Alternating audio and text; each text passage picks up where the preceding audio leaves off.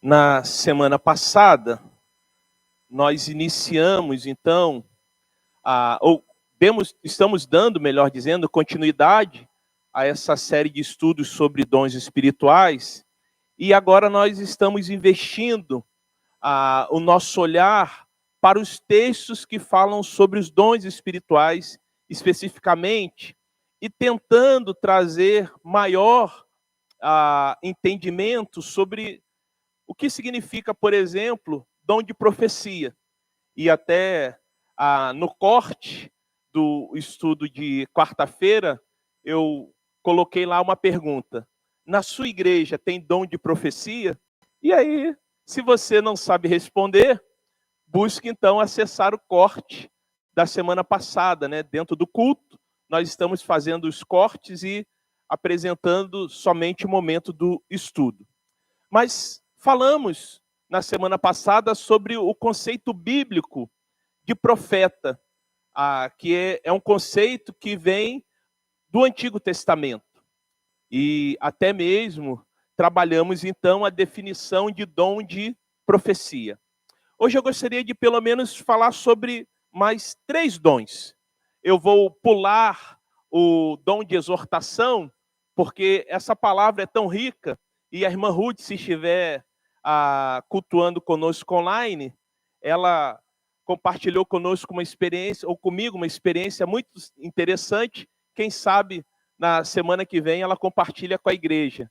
Mas eu brincando com ela no final do quarta passada, falei sobre o paracaléu. E ela sabia muito bem o que significava o dom de exortação. Essa palavra, ela traz uma riqueza muito grande, e por isso, então, eu vou investir uma quarta-feira falando sobre dom de exortar.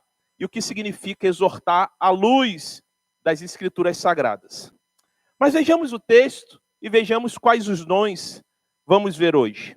Então, Romanos capítulo 12, a partir do verso 4, eu vou ler aqui na Nova Versão Transformadora. Diz assim: da mesma forma que o nosso corpo tem vários membros, e cada membro uma função específica, assim é também com o corpo de Cristo. Somos membros diferentes do mesmo corpo, e todos pertencemos uns aos outros. Verso 6. Deus, em sua graça, nos concedeu diferentes dons. Portanto, se você tiver a capacidade de profetizar, faça-o de acordo com a proporção de fé que recebeu. Se tiver o dom de servir, sirva com dedicação. Se for mestre, ensine bem. Se o seu dom consistir em encorajar pessoas, encoraje-as. Se for o dom de contribuir, dê com generosidade. Se for o de exercer liderança, lidere de forma responsável. E, se for de demonstrar misericórdia, pratique-a com alegria.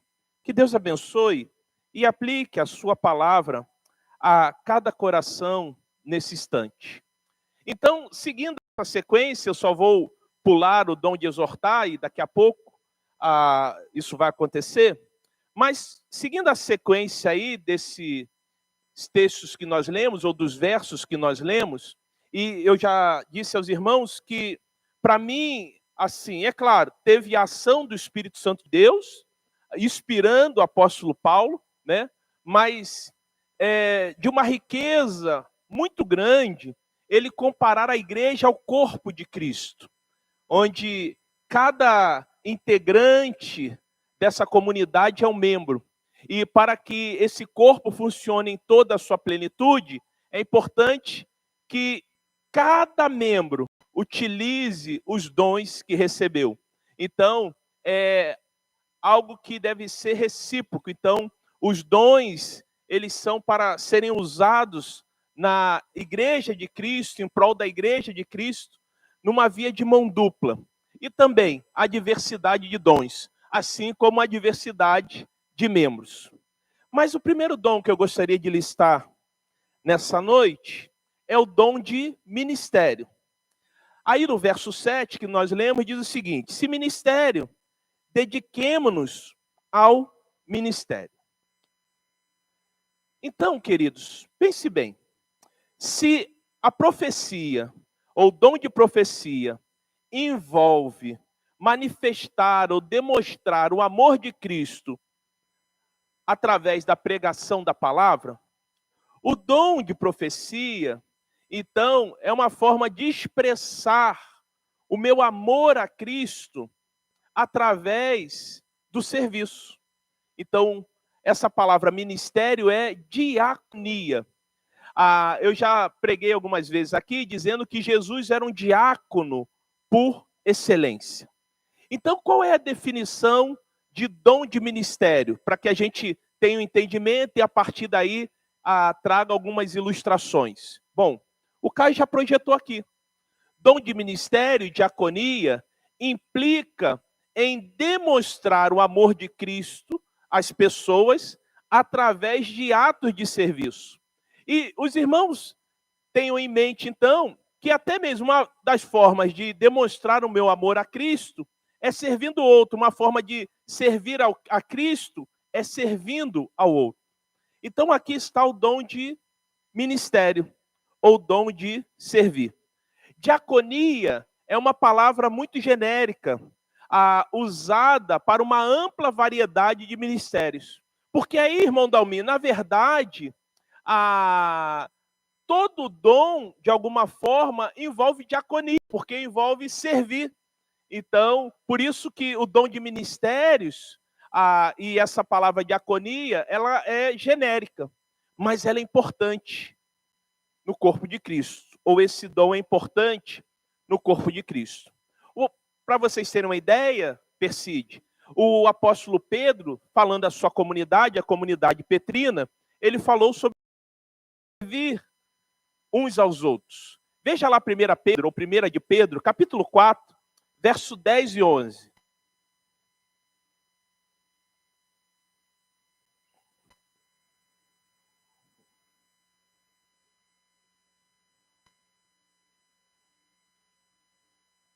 Primeira de Pedro, capítulo 4, verso 10 e 11.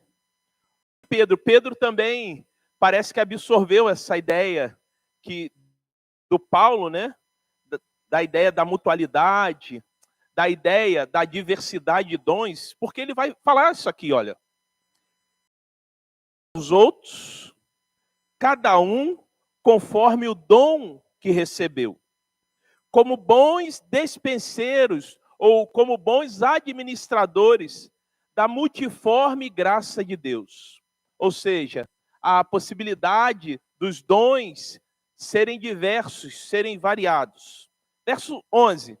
Se alguém fala, fale de acordo com os oráculos de Deus, ou seja, com a palavra de Deus. Se alguém serve, faça-o na força que Deus supre, para que em todas as coisas Deus seja glorificado. Aí, mais uma vez, irmã Tatiana, reforçando o objetivo, ou um dos objetivos do dom, que Deus seja glorificado. Não é que o homem seja glorificado. Aí continua, por meio de Cristo Jesus, ou de Jesus Cristo, a quem pertence a glória e o domínio pelos séculos dos séculos. Amém. Eu fiquei a pensar sobre um comentário que eu li com relação, irmã Solange, ao dom de ministério. Porque geralmente não, deixa eu tentar melhorar aqui. Às vezes, irmã Neide, algumas pessoas tomam algumas palavras, se apropriam de algumas palavras, que não têm realmente o verdadeiro sentido bíblico, não é verdade? Nós vimos isso em profecia. Então, há uma ideia muito equivocada sobre profecia. Mas, por exemplo, ministério. Fala assim, irmã Solange, fulano tem um ministério. O pastor tem um ministério. O pastor é um ministro. Dá uma ideia, pelo menos para muitas pessoas, de algo acima, né? Ó, ministério, ó, ministro. Mas, na verdade, a ideia de ministério é a ideia de serviço. A ideia de ministro não é aquele que é servido, mas é aquele que serve. Não é verdade? Então, olha só como as pessoas pegam, né? Não, fulano tem um ministério tal. Tudo bem, mas não vamos trilhar pelo mesmo erro. Ministério é serviço. Ministro é aquele que serve. É um diácono, com K, né? Está disposto a exercer a diaconia. Está disposto a servir. E concordando com um dos comentaristas desse dom, um deles dizia o seguinte: um dos mais urgentes dons no corpo de Cristo é a diaconia. É gente disposta a servir, não é? Eu estou olhando para a Simone aqui, porque a gente passou alguns meses fazendo apelo para surgir lá irmãos e irmãs para trabalharem na recepção da nossa igreja. E graças a Deus apareceu hoje, a irmã Daniela está lá. Mas assim, é serviço. Né? A gente ficou, né? E eu provoquei, ainda continuo provocando os irmãos, porque apareceram 3 irmãs. E eu estou provocando para que apareça pelo menos 3 irmãos. Para servir. Há uma necessidade, há uma lacuna. Então, opa, Senhor, eis-me aqui. Mas um dos mais urgentes dons no corpo de Cristo é a diaconia. Porque será que Deus não deu à igreja, e aí para ser mais específico, usando aqui, não deu para uma parte da igreja de Cristo que se reúne aqui, denominada Igreja Batista da Posse, em Campo Grande, não deu dons de serviço a alguns irmãos que fazem parte da nossa comunidade? Será que Deus se esqueceu? Deus não anotou lá na lista? Opa! E está faltando. Não, claro que não. O que me parece é que os crentes, os irmãos receberam, mas não estão querendo colocar em prática. Não é verdade?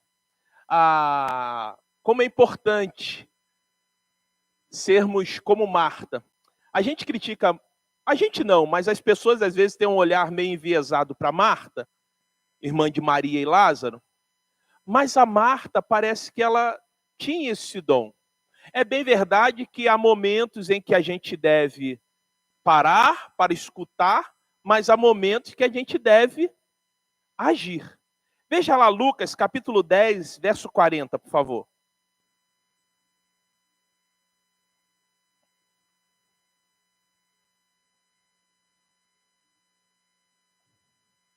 Lucas, capítulo 10, verso 40. Eu lembrei da Marta para justamente fazer um contraponto, né? Porque a gente olha, Marta não estava atenta, Marta, e às vezes a Maria fica só sendo exaltada como modelo a ser seguido.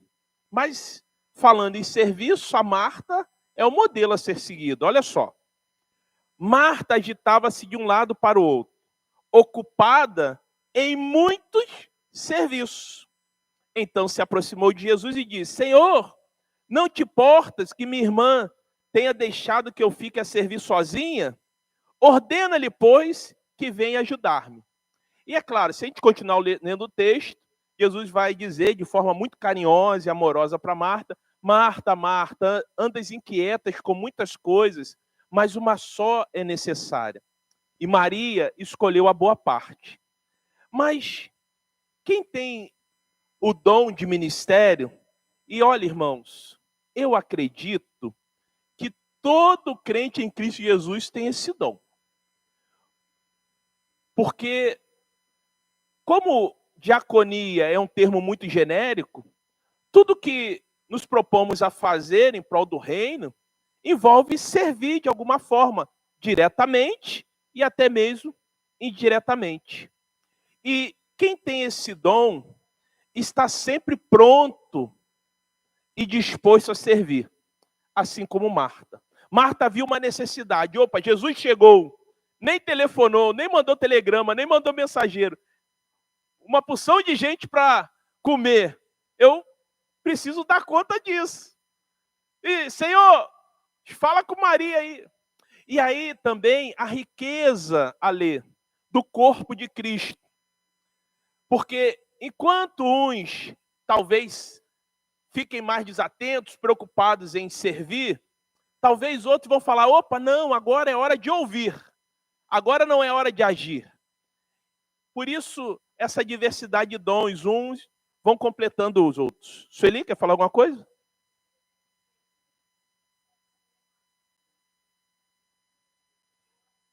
Aham.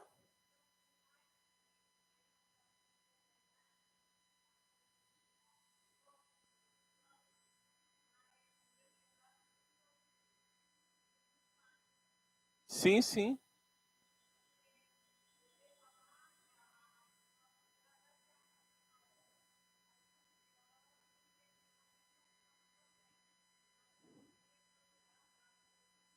Uhum. Sim, sim.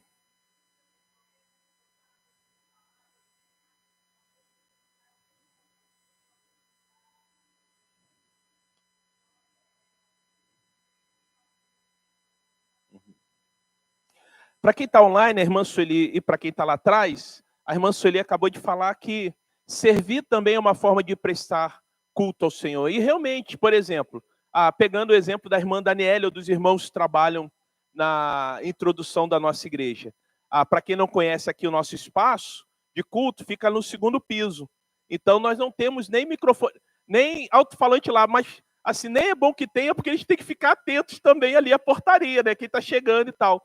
Mas quem está lá embaixo está prestando culto ao Senhor, né? Então, essa dimensão de que prestar o culto não é apenas quando eu sento e paro ali para ouvir a mensagem ou para louvar ao Senhor.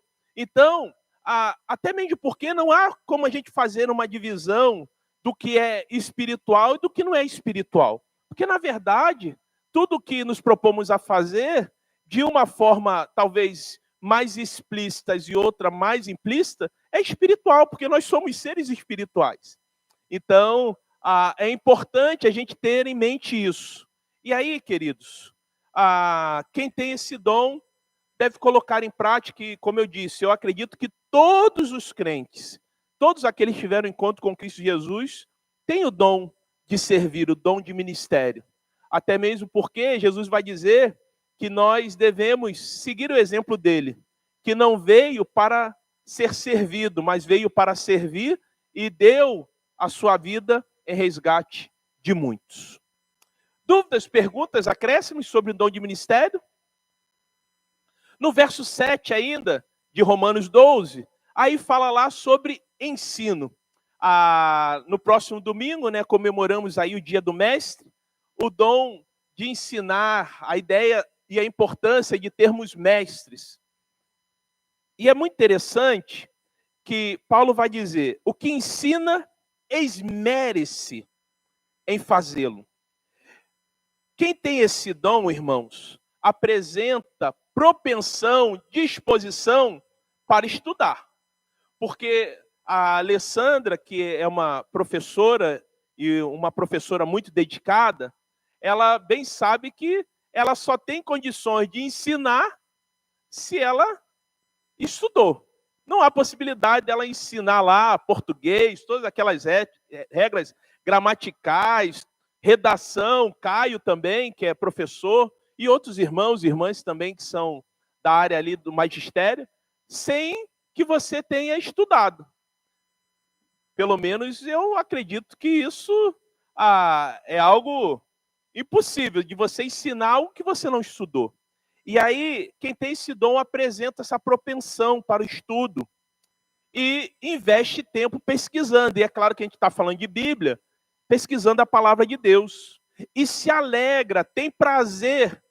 É muito interessante, essa semana eu estive com um rapaz Foi essa semana. Eu estive com um rapaz que trabalhou na mesma empresa e no mesmo setor que eu trabalhei. Só que ele era de uma área, eu era de uma outra área. Mas ele operava as máquinas que eu consertava.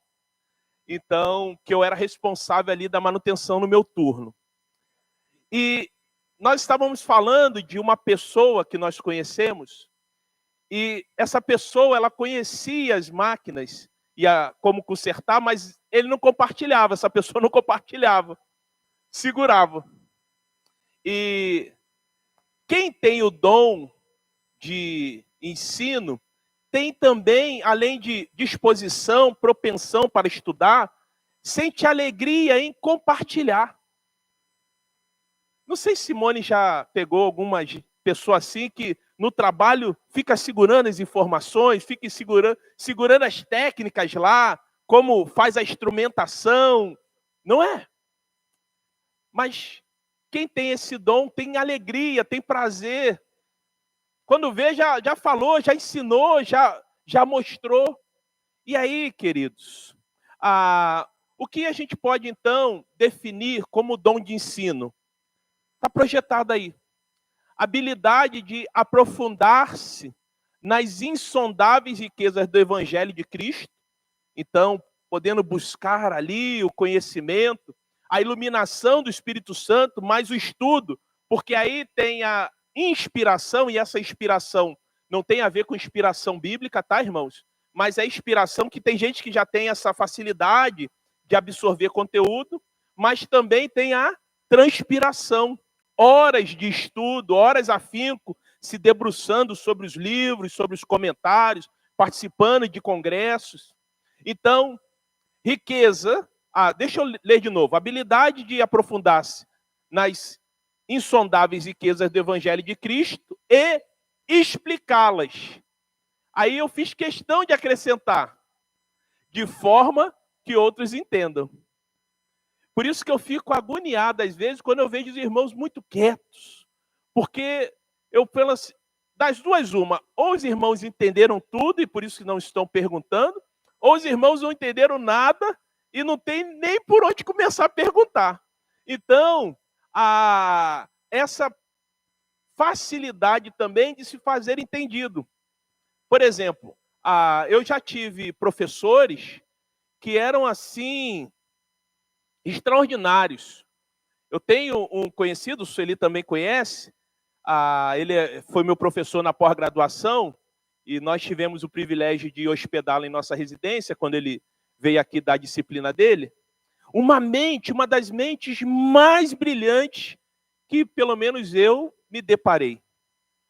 Mas como ele sabe muito, e a questão não é nem saber muito, mas assim, o desafio é entender o que ele fala, porque o pensamento dele é tão acelerado que ele não consegue se fazer entender, apesar de saber muito. E às vezes esse é o desafio, é buscar conhecer, buscar saber muito, mas também transmitir, explicar de forma que os outros entendam. Senão não adianta nada. Não é, Alê? Para quem está ouvindo, não adianta. Então, eu defino o dom de ensino dessa forma. Essa capacidade que a pessoa tem de poder transmitir riquezas insondáveis ali do Evangelho de forma que os outros entendam. Fale, Sueli.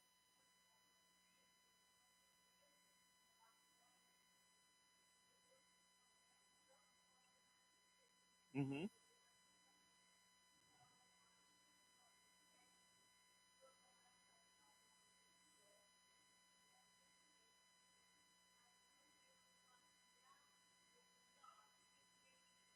Da palavra final sou eu.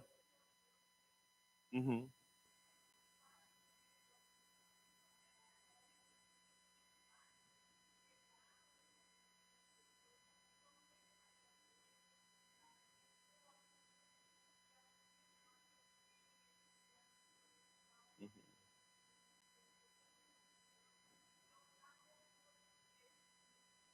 Sim.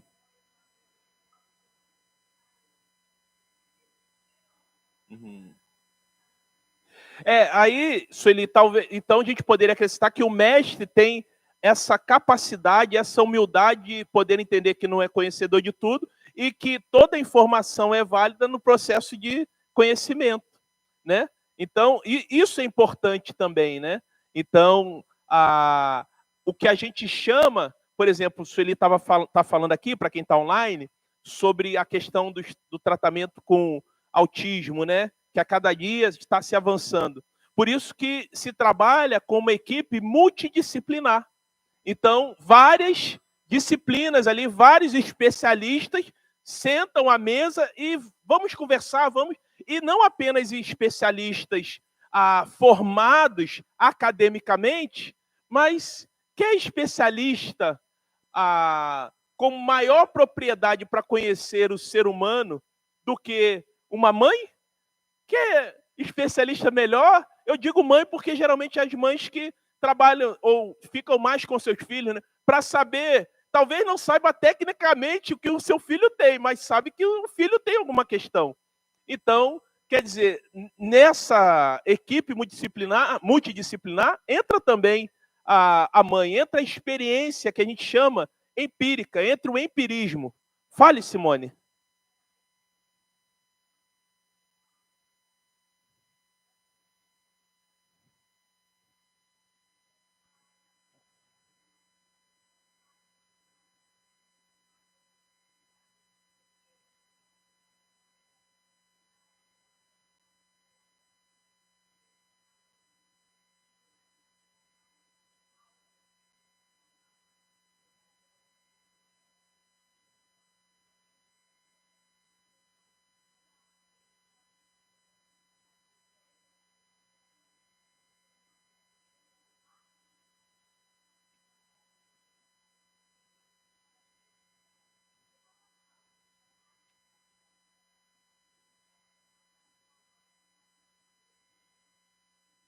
A palavra dela tem tanta validade quanto de um acadêmico, né?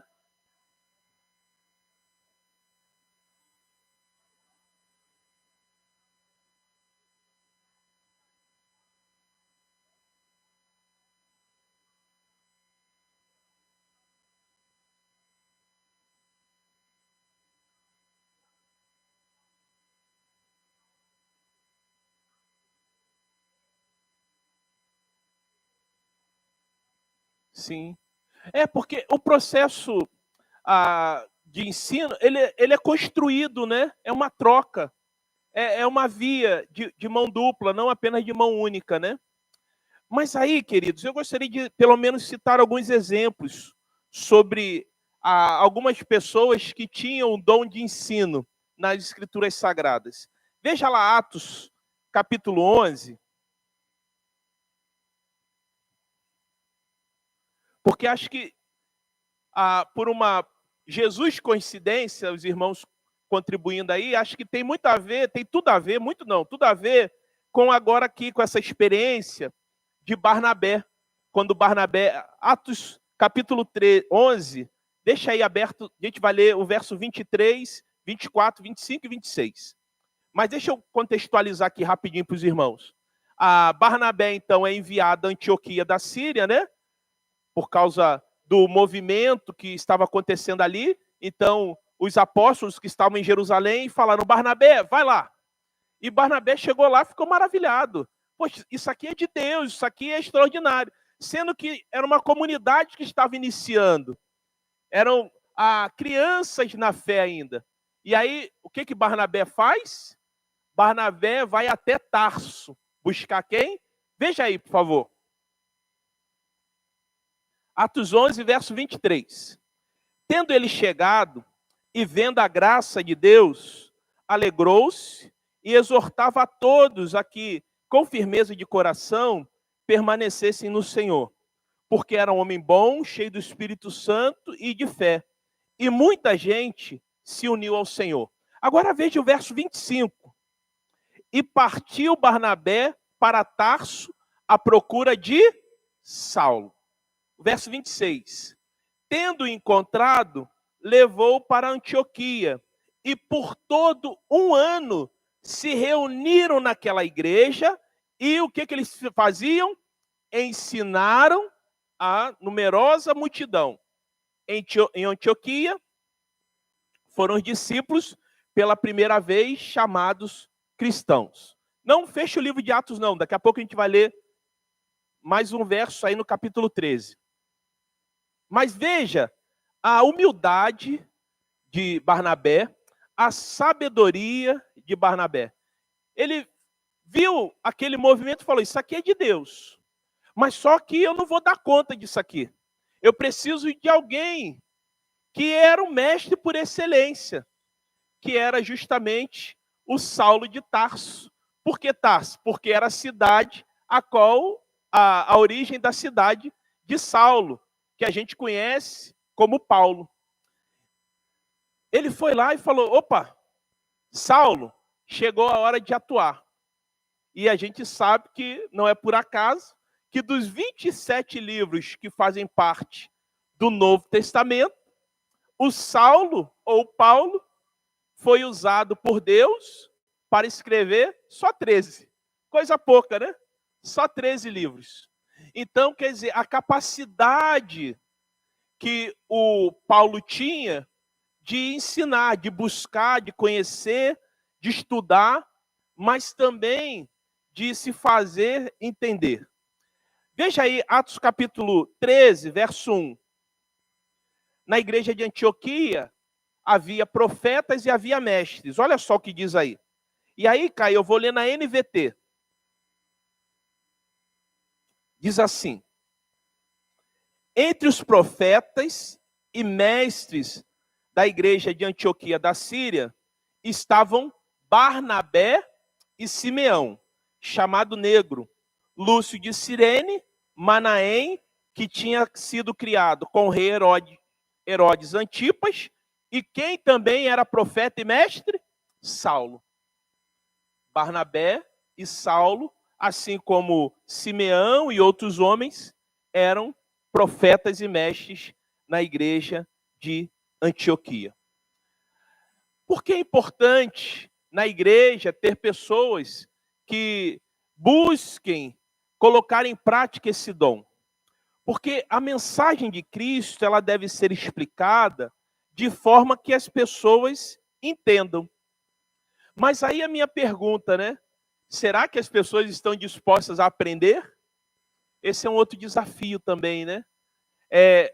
Principalmente quanto líder e quanto pastor, desafiar a congregação a qual eu estou pastoreando, sob o pastoreio de Cristo, é claro, ele é o sumo pastor, o supremo pastor, que os irmãos queiram aprender. Por isso, a minha insistência ou a minha persistência, que os irmãos leiam a Bíblia, que os irmãos participem da escola bíblica dominical, para que possam aprender. Os que têm o dom de ensino devem colocar em prática. E o último, pelo menos nessa noite, Caio, a definição você pode deixar no final, que agora a gente vai construir a definição de dom de contribuir. Está lá em Romanos, capítulo 12, verso 8. Diz lá, o que contribui com liberalidade. Na maioria dos textos que fala sobre contribuição, os irmãos vão ver quase sempre a palavra contribuir associado à palavra liberalidade. No Oriente Médio Antigo, a liberalidade ou a contribuição era considerada uma virtude popular. Agora, contribuir a gente pode definir como compartilhar, repartir, dividir. Agora, liberalidade, essa palavra, ela pode ser usada de duas formas. Essa palavra no grego é rapelote. E rapelote é uma palavra que pode significar contribuir com simplicidade. E aí, qual é a ideia aqui? Que, nesse caso, aquele que contribui, aquele que reparte, não deve ostentar-se em fazê-lo. Então, contribuir com liberalidade implica em simplicidade. Eu vou dar aqui para ter um destaque. Pelo contrário, até mesmo Jesus vem de desconstruir essa ideia da contribuição servir como um instrumento de vaidade ou servir como um instrumento de promoção. Veja lá Mateus capítulo 6, verso 3 e 4, por favor.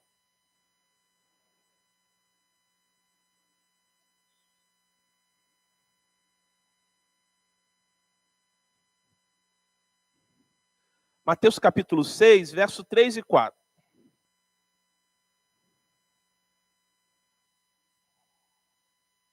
Diz assim: mas, quando ajudarem alguém necessitado, não deixe que a mão esquerda saiba o que a direita está fazendo. Deem sua ajuda em secreto. E seu pai, que observa em secreto, os recompensará. Então, por que Jesus está fazendo isso? Porque eu já disse aos irmãos que, para um judeu, haviam 3 características que eram marcantes ou que demonstravam que essa pessoa tinha uma vida piedosa. Uma característica era com relação à oração. Por isso que Jesus vai dizer, não façais como eles, né? Vai lá para o teu quarto, né? E fecha a porta. A outra ação era o jejum. E aí a turma jejuava, chegava no meio do povo, estou jejuando, aquela falsa espiritualidade, né? Aquele teatro. E Jesus vai dizer, se quer jejuar, não tem problema. Lava o rosto e não queira demonstrar isso, não queira usar isto como instrumento de dizer que é mais piedoso do que os outros. E a terceira prática era a contribuição ou esmola. E aí as pessoas davam esmola para a sua autopromoção como instrumento de vaidade. Mas aqui, contribuir com liberalidade implica contribuir com simplicidade. Ou seja, uma contribuição sem segundas intenções. Mas há um outro significado dessa palavra rapelote, que significa liberalidade, que é generosidade. Contribuir com generosidade. Ou seja, com sinceridade. A contribuição deve caracterizar-se por um interesse sincero e humanitário. A ideia aí é, eu estou tão preocupado com o outro que eu vou repartir o que eu tenho, que eu vou partilhar o que eu tenho, que eu vou contribuir para que o outro saia dessa situação. Talvez uma situação de profunda miséria. A motivação na contribuição é o altruísmo, é o amor ao outro, o bem-estar do outro. Aí a gente tem um exemplo de uma comunidade que contribuía com liberalidade, ou seja, com sinceridade e com simplicidade. Veja lá, 2 Coríntios capítulo 8, do verso 1 ao 5.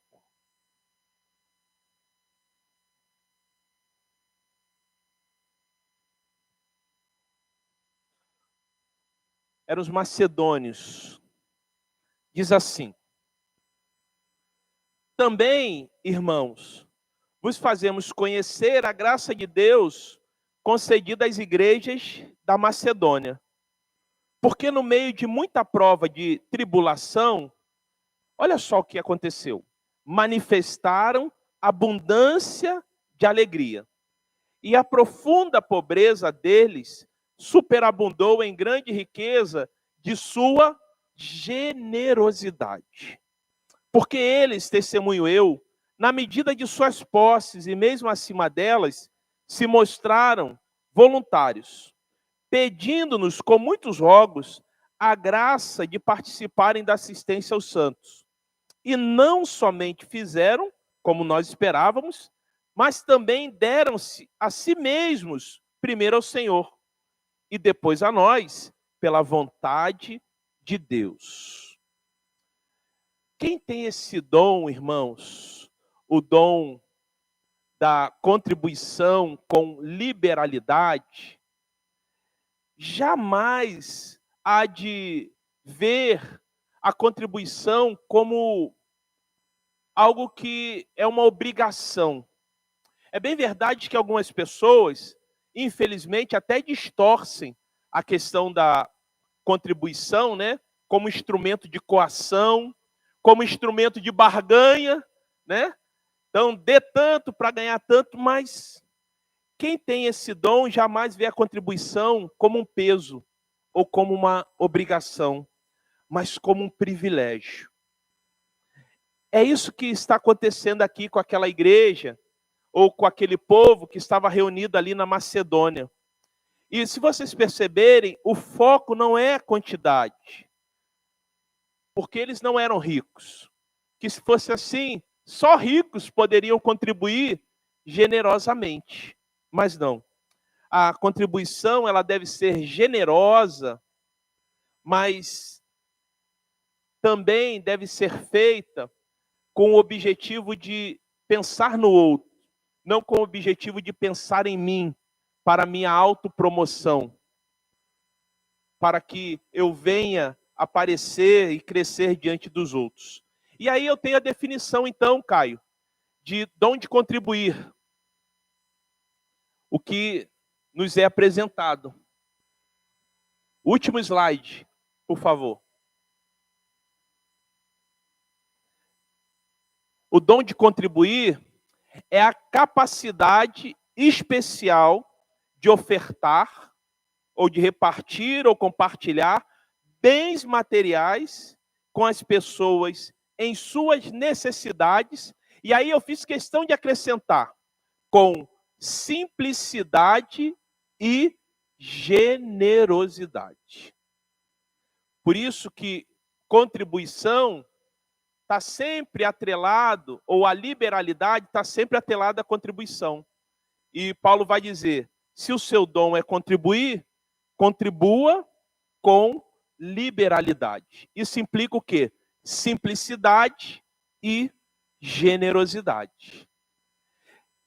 Queridos, eu tenho total convicção que o Espírito Santo já, ao longo, como tem falado, né? E principalmente ao longo dessa série de estudos sobre dons espirituais, nós estamos já no 8º estudo, já tem falado ao coração de muitos irmãos e até incomodado esses irmãos sobre os dons que receberam e que não estão utilizando. Esses dons aí, eles estão na categoria dos dons de motivação. Nós vimos que há 2 categorias de dons. Os dons de manifestação, que Deus dá para que seja realizada uma tarefa específica, como curar, ressuscitar mortos. Então, esses dons, eles entram na categoria de dons de manifestação. Mas Deus também nos dá dons de motivação, que são para serem usados no corpo de Cristo. E aí, se eu tenho um dom e não utilizo, o corpo de Cristo, a qual eu faço parte, não está funcionando em sua plenitude. Então, se o seu dom é ministério, dedique-se em servir. Se o seu dom é ensino, esmere-se, aplique-se em ensinar. Se o seu dom é contribuir, faça com simplicidade e generosidade. Ao final desse bloco aqui de Romanos 12, do verso 4 a 8, nós vamos fazer o teste de dons espirituais. Mas eu tenho total convicção que você já começou, ou o Espírito Santo já começou a trazer à sua mente, lhe dando clareza sobre qual é o seu dom, qual o presente que você recebeu, qual hoje charismata que o Senhor lhe concedeu para ser utilizado no corpo de Cristo. Porque Se você não está utilizando, o corpo não está funcionando em sua plenitude. Está fazendo falta. Então, comece a usar ainda hoje. Dúvidas, perguntas, acréscimos? Convido a igreja a se colocar de pé. E nós vamos orar, terminando. Pai, graças te damos pela tua palavra, que é sempre viva e eficaz. E nos ajude, Pai, a cada dia mais, a estarmos sempre dispostos a servir não murmurando, mas servir com alegria, com prazer, entendendo que quando estamos servindo ao nosso irmão, estamos servindo ao próprio Cristo. Se o dom é ensinar, que haja esmero, que haja aplicação no ensino, especialmente da tua palavra, e que haja também pessoas dispostas a aprender a tua palavra. E, ó Pai, que possamos contribuir, mas não apenas repartir os nossos bens, os recursos que o Senhor coloca em nossas mãos, mas possamos contribuir com a nossa vida, com o que temos de mais valioso e precioso, com o nosso tempo. Às vezes, os queridos que nos cercam não necessariamente estão precisando de uma ajuda material, mas estão precisando de um ouvido, estão precisando de um ombro, estão precisando de uma palavra, e que nós venhamos a contribuir com simplicidade e generosidade em todas as áreas. É o que eu lhe peço, Pai. Te agradeço pelos recursos também aqui depositados. Continue nos abençoando ao longo dessa semana, a cada família aqui representada. Nos livre e nos guarde de todos os males. Oramos